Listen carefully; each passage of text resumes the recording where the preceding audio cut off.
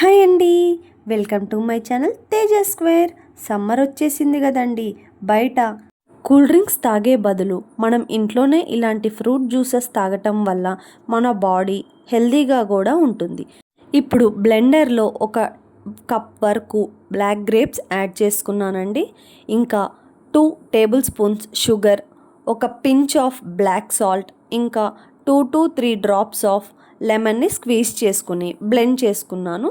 కొంచెం బ్లెండ్ చేసుకున్న తర్వాత దీంట్లో కొద్దిగా వాటర్, ఇంకా ఒక పుదీనా యాడ్ చేసుకుంటున్నాను. పుదీనా వేయటం వల్ల చాలా ఫ్రెషింగ్గా అనిపిస్తుందండి. ఇలా బ్లెండ్ చేసుకున్న ఈ జ్యూస్ని ఇప్పుడు ఫిల్టర్ చేసుకుంటున్నాము.